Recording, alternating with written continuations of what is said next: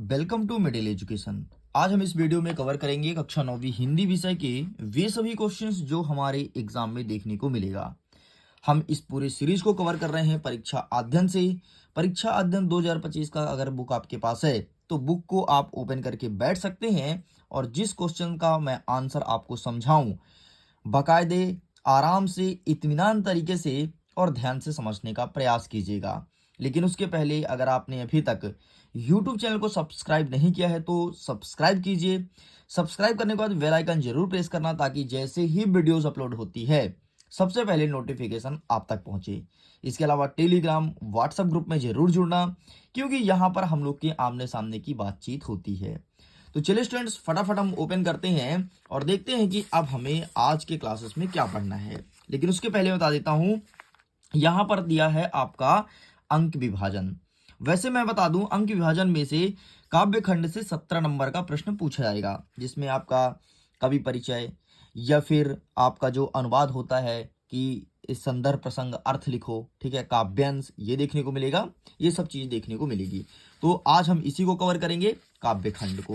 मैं आगे बढ़ता हूं तो यहाँ पर आपके परीक्षा अध्ययन में पहले 4 सेट आदर्श प्रश्न पत्र दिया गया है जो कि ब्लूप्रिंट के अकॉर्डिंग है, आप उसे देख सकते हैं। हमने इसका पहला लेक्चर ऑलरेडी ले लिया है जिसमें कवर किए थे पद्य साहित्य का इतिहास एवं काल विभाजन। आगे बढ़ेंगे तो आज हम कवर करने वाले हैं आगे बढ़ के एक सेकंड टॉपिक को। हमारे टॉपिक का नाम है काव्य खंड। आज हम कवर करेंगे क्षितिज भाग 1 काव्य खंड के उन सभी पद्यांश को जो हमारे एग्जाम में देखने को मिलता है। आपको पता है आपके परीक्षा में पद्यांश का वेटेज 4 नंबर का रहता है और बहुत ही सरल होता है यार। संदर्भ प्रसंग और अर्थ लिखना इतना सरल है मानो 4 नंबर तुम्हारे फ्री के हों, लेकिन फिर भी आपके नंबर नहीं आते हैं। लेकिन इस वीडियो को देखने के बाद काफी हेल्प मिलेगा। अगर तुम 4 में से पूरा छोड़ करके आते थे या फिर तुम्हारे 0 नंबर आते थे तो अब तुम्हारे नंबर में बढ़ोतरी देखने को मिलेगी। देखो सबसे पहले आपको पहला स्टेप क्या करना है कि जितने भी पाठ का नाम है वो याद कर लो और उससे संबंधित कवि कौन है, मतलब उस पाठ के कवि का नाम। अगर ये दोनों चीज याद कर लेते हो तो संदर्भ लिखने में तुम्हें तनिक भी देरी नहीं लगेगी। आपको पता है अगर कोई बच्चा सही संदर्भ लिखता है ना 1 नंबर उसे मिलता है। इसके बाद अगर तुम सही तरीके से प्रसंग लिख देते हो 1 नंबर मिलेगा और भावार्थ लिखने पे आपको मिलता है 2 नंबर। इस प्रकार से 4 नंबर का वेटेज रहता है। सबसे पहले हम अपने प्रारूप के तौर पर देखेंगे सखिया एवं शब्द वाले पाठ से। सखिया एवं शब्द वाले पाठ से आपका पहला जो पद्यांश है ये देखने को मिलता है मान सरोवर सुभर जल। ये हमेशा एग्जाम में आता है, रिकॉर्ड है। वर्ष 2022 का पेपर उठाओ, 23 का उठाओ, तो 22 और 23 के एग्जाम में पूछा गया है। ठीक है, अच्छा इसके कवि का नाम क्या है? कबीरदास जी। तो पहला स्टेप क्या करना है कि जितने पाठ हैं तो पाठ का नाम और उनके कवि का नाम आपको याद होना चाहिए। अगर आप इतना याद कर लिए तो समझो तुम्हारा संदर्भ क्लियर हो गया, तुमको 1 नंबर मिल ही जाएगा। अब देखो संदर्भ लिखा क्या जाता है या फिर कैसे लिखा जाता है। संदर्भ में कुछ नहीं, जो आपका पद्यांश दिया है ना उसका एड्रेस बताओ कि ये पद्यांश कहाँ से लिया गया है, इसके कवि का नाम क्या है, बस यही तो संदर्भ होता है। अभी देखना जैसे यहाँ पे क्या लिखा है, प्रस्तुत साखी दोहा हमारी पाठ्य पुस्तक के साखियां शीर्षक से अवतरित है और इसके कवि का नाम कबीरदास है। तो आप यहाँ पर अपने साधारण भाषा या सामान्य बोलचाल की भाषा का उपयोग कर सकते हो। कैसे? आप लिखेंगे कि प्रस्तुत पद्यांश हमारी पाठ्य पुस्तक के, और पाठ्य पुस्तक का नाम लिख सकते हो। तो हमारे पाठ्य पुस्तक के सखिया से अवतरित है या सखिया से लिया गया है, इसके कवि का नाम कबीरदास जी है। आसान भाषा में लिखो, प्रादेशिक भाषा में लिखो, जो बोलचाल में आप उपयोग करते हो देन बेहतर होगा, आपको पूरे नंबर मिल जाएंगे। इस प्रकार से हमारा पद्यांश होता है सॉर्ट आउट। आगे हम आएंगे, अब हमको प्रसंग कैसे लिखना है। संदर्भ तो क्लियर, अब प्रसंग की मैं बात करूं तो ये जो पूरा यहाँ पर लिखा गया है ना पद्यांश, पद्यांश का अर्थ अगर तुमको पता है तो अर्थ का ही मेन टॉपिक, जैसे तुम इंग्लिश में टाइटल कहते हो, अर्थ का मेन टॉपिक यहाँ पर चिपका दो, तुम्हारा प्रसंग कंप्लीट हो जाएगा। तुमको एक चीज बताऊं, हमेशा प्रसंग और अर्थ ना बच्चे को अपने मन से लिखना चाहिए, ये किताब से कॉपी नहीं होता है। उसका संदर्भ सेम हो सकता है, लेकिन प्रसंग और भावार्थ अपने से होता है और उनको पूरे नंबर दिए भी जाते हैं। तो बस इसको पढ़ो, जो तुमको अर्थ समझ आए उसका मेन पॉइंट लिख दो, तुम्हारा संदर्भ क्लियर हो गया, मतलब 1 नंबर और 1 नंबर तुम्हारा मिल गया। आगे बढ़ते हैं भावार्थ में। भावार्थ में क्या लिखोगे? इसका अर्थ क्या निकलेगा? मान सरोवर सुभर जल, मतलब ये कह रहा है कि मान सरोवर में जो पानी भरा हुआ है, ईश्वर के प्रेम का पानी।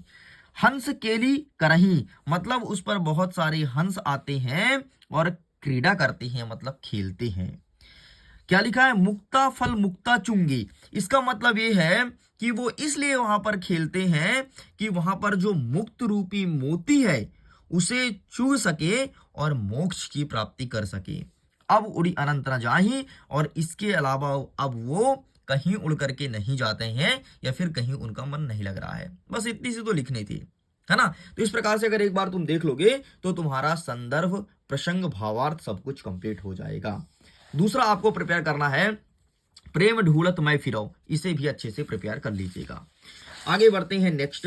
सवाद वाले से कुछ नहीं पढ़ना है, ठीक है, आप इसे छोड़ दो। नेक्स्ट आते हैं वाक। यहां से एक देखने को मिलता है, लेकिन अभी यहां पर कोई इंपॉर्टेंट नहीं है, इसलिए हम इसे भी स्किप करेंगे। नेक्स्ट आता है आपके रसखान वाले पार्ट से, जो कि पहला पद्यांश आपके लिए इंपॉर्टेंट है, तो प्लीज इसे टिक कीजिए, इसे भी अच्छे से पढ़िएगा। अब इसका संदर्भ कैसे लिखोगे? इसका एड्रेस बताओगे कि प्रस्तुत पद्यांश हमारी पाठ्य पुस्तक के सवये वाले पाठ से लिया गया है, इसके कवि का नाम रसखान जी है। बस इतना तो तुम्हें लिखना था, ठीक है। इस प्रकार से तुम्हारा संदर्भ कंप्लीट हो जाएगा। एंड प्रसंग में क्या लिखोगे? जो इससे संबंधित है। एंड देखो ना, ये वर्ष 2024 में पूछा जा चुका है, मतलब वाकई इंपॉर्टेंट है। आगे बढ़ते हैं, बस इस चैप्टर से कुछ नहीं आएगा। आगे आते हैं 10, कैदी और कोकिला, जिसके जो लेखक हैं, कवि हैं, वो हैं माखनलाल चतुर्वेदी जी। तो माखनलाल चतुर्वेदी वाला ये जो पहला वाला 4 लाइन है ना, 4 नहीं सॉरी 3 6, जो 6 लाइन है ये 2023 में पूछा जा चुका है। एंड इस बार भी बहुत ज्यादा संभावना है कि आपके एग्जाम में देखने को मिले, तो इसे भी आप टिक कर लीजिए। आगे बढ़ते हैं नेक्स्ट की तरफ। नेक्स्ट मार्क यहाँ से कुछ नहीं आएगा, तो आप इन्हें स्किप कर सकते हैं, ठीक है। ग्रामश्री से कभी नहीं पूछता है, तो आप इसे स्किप कर दीजिए। नेक्स्ट मेघाय। मेघाय वाला पार्ट बहुत ज्यादा इंपॉर्टेंट है। इसके कवि का नाम है सर्वेश्वर दयाल सक्सेना, और यहां से क्वेश्चंस देखने को मिलता है। प्रश्न क्या है? मेघ आए बड़े वंठन के सवर के, और ये 2022 में पूछा गया था, तो प्लीज इसे अच्छे से प्रिपेयर कीजिएगा, इसे भी आप टिक कर लीजिए, ठीक है। बाकी जिसको फोटो लेना है तो फोटो भी क्लिक कर सकता है। बाकी यहां से ऐसा कोई पार्ट नहीं है अब जहां से क्वेश्चंस देखने को मिलेगा।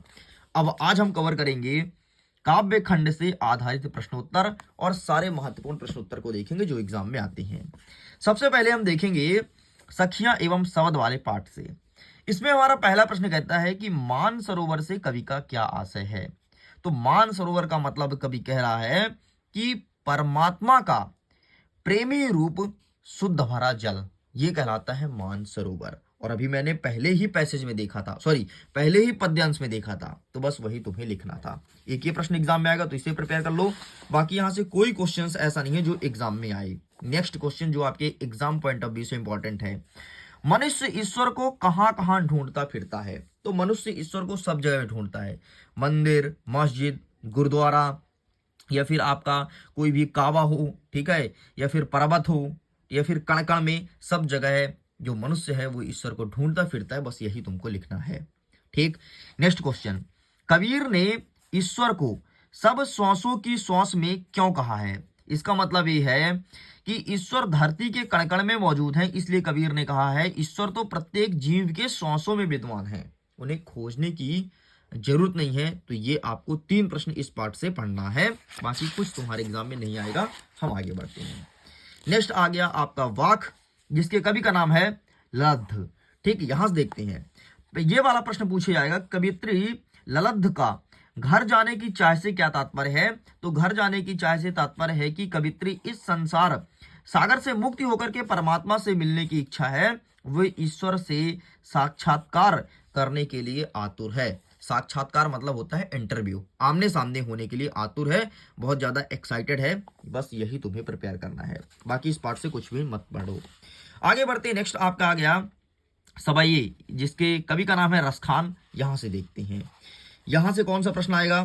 तो ब्रजभूमि के प्रति कवि रसखान के प्रेम किन किन रूपों में अभिव्यक्त है, इसे देख लेना, बाकी ज्यादा इंपॉर्टेंट नहीं है, आप इसे स्किप कर सकते हो। फिर प्रश्न क्या पढ़ना है कि कवि रसखान के भाव सौंदर्य की विशेषता बताओ। भाव सौंदर्य का मतलब होता है कि जिस प्रकार से वो लिखते थे तो उनके लेखन शैली कैसी थी। पहला लिखोगे भक्ति भाव। रसखान श्री कृष्ण के अनन्य भक्त थे। आप सबको पता है कि रसखान जो थे वो श्री कृष्ण को ही बहुत ज्यादा प्रेम करते थे। उनकी काव्य में तीव्र भक्ति भावना का अनुपम सौंदर्य अनुपम अभिव्यक्त है। आगे क्या लिखोगे, ब्रज से भावपूर्ण लगाओ। क्या लिखना है कि रसखान को ब्रज की गाय, गोपियां, गोवर्धन, तालाब, बट, बाग, बगीचे से बहुत लगाव है। ये आपको लिखना है, बस इतना लिख के कंप्लीट करेंगे। आगे बढ़ते हैं, कैदी और कोकिला। इसके कवि का नाम है माखन लाल चतुर्वेदी। पहला नंबर कहता है कि कोयल की कूक सुनकर के माखन लाल चतुर्वेदी की क्या प्रतिक्रिया है। ये वर्ष 2022 और 24 में पूछा गया प्रश्न है। ये इसका आंसर लिखोगे कि कोयल की कूक सुनकर कवि जानना चाहते थे कि क्या कोयल का कुछ लुट गया है या पागल हो गई है, अथवा उसने किसी दावा नल की भयंकर आग के लपेट को देखा है। कोयल से इसके बारे में वे पूछना चाहते हैं कि कोयल तुमको क्या हो गया है, तुम बार बार बहुत कूकू करती हो, तुम्हारे साथ ऐसा क्या हुआ है, वो ये जानना चाहती हैं। ठीक है, तो बस यही प्रश्न इस पार्ट से पढ़ना है। नेक्स्ट हमारे एग्जाम में आएगा कि माखनलाल चतुर्वेदी से कोयल से ईर्षा क्यों हो रही है। तो देखो यार, कवि का कहना है कि हम तो जेल के काल कोठरी में बंद हैं, ठीक है, वहां पर हम जो जेल का ड्रेस होता है, टोपी और सफेद कलर कपड़े ये सब पहने हुए हैं, ठीक है, और हमारे हाथ में हथकड़ी भी लगा हुआ है। लेकिन कोयल जो है वो स्वतंत्रता पूर्वक उड़ रही है, स्वच्छ आकाश में विचरण कर रही है, घूम रही है, गीत गा रही है। इसलिए माखनलाल चतुर्वेदी जी को कोयल से ईर्षा हो रही थी। होती है यार, जब तुम्हें कोई कैद करके रखे और अगर तुम्हारे घर वाला सामने फिर तुम्हारा दोस्त बहुत ज्यादा घूम रहा है तो तुम्हारे अंदर भी जलन होगी। तो ये क्वेश्चन देखने को मिलेगा। नेक्स्ट कह रहा है प्रश्न क्रमांक 7वां नंबर कह रहा है हथकड़ियों को गहना क्यों कहा गया है। तो हथकड़ी को गहना इसलिए कहा गया है कि जिस प्रकार से महिलाओं की जो आभूषण होता है वो सुशोभित होता है, सुसज्जित होता है, ठीक उसी प्रकार से जो सेनानियां हैं उनको सुशोभित या सुसज्जित करने के लिए हथकड़ियां लगाई जाती है। और ये कोई हमें डरने की बात नहीं है, बल्कि गौरव की बात है कि हमने देश हित के लिए, देश के आजादी के लिए हमको हथकड़ियां पहनाई गई है। तो इसलिए कभी ने हथकड़ियों को गहना कहा है कि कोई गहने से कम नहीं है। ठीक, तो बस ये 3 प्रश्न यहां से तुमको प्रिपेयर करना है। आगे बढ़ते हैं, ग्रामश्री वाले पार्ट से बात करूं तो 3 प्रश्न है यहां से। पहला प्रश्न क्या है कि कवि ने गांव को हरता जनमन क्यों कहा है। ये कभी तो नहीं पूछा है, लेकिन मुझे बहुत ज्यादा उम्मीद है कि वर्ष 2025 में देखने को मिले, तो ये पढ़ लेना। ठीक है, इसके बाद अरहर और सनई के खेत कवि को कैसे दिखाई पड़ते हैं, बस ये 2 प्रश्न प्रिपेयर कर लेना। अच्छा, इसके पहले 2023 में क्या पूछा था कि गांव को मरकत डिब्बे सा खुला क्यों कहा गया है। तो इसे भी अगर पढ़ना चाहो तो पढ़ सकते हो, बाकी ज्यादा कोई प्रश्न नहीं, मात्र आपको इस पार्ट से 3 प्रश्न ही प्रिपेयर करना जो कि सामने रखा गया है। ठीक है, नेक्स्ट आता है कि सुमित्रानंदन पंत के भाव सौंदर्य की 2 विशेषता दिखाओ। तो ये आपके आ जाएगा कवि परिचय में, तो वहां से इसे हम कवर करेंगे, अभी इसे नहीं देखेंगे। नेक्स्ट कहता है मेघ आय वाले पार्ट से बात करूं तो एक ही प्रश्न आपको पढ़ना है कि लता ने बादल रूपी मेहमान को किस तरह देखा और क्यों। बस इस प्रश्न को आपको प्रिपेयर करना है। ठीक, इसे अच्छे से प्रिपेयर कर लीजिएगा, बाकी यहां से आपको कुछ भी नहीं पढ़ना है। आगे बढ़ते हैं, नेक्स्ट हम आते हैं बच्चे काम पर जा रहे हैं। इससे कुछ भी नहीं पढ़ना है, टोटल छोड़ दो, यहां से प्रश्न देखने को नहीं मिलेगा। एंड इस प्रकार से हमारे जितने भी क्वेश्चन थे सब कुछ होते हैं कंप्लीट। एक प्रश्न का मैं आंसर चाहता हूं आपसे, आप दीजिएगा कि मान सरोवर से कवि का क्या आशय है। मन रूपी सरोवर या स्नान का तालाब, स्वच्छ जल का सरोवर या पर्वतीय सरोवर। इसका आंसर कीजिएगा कमेंट सेक्शन में। मैं वीडियो एंड करता हूं, जल्द ही मिलेंगे नेक्स्ट पार्ट के साथ। Thank you.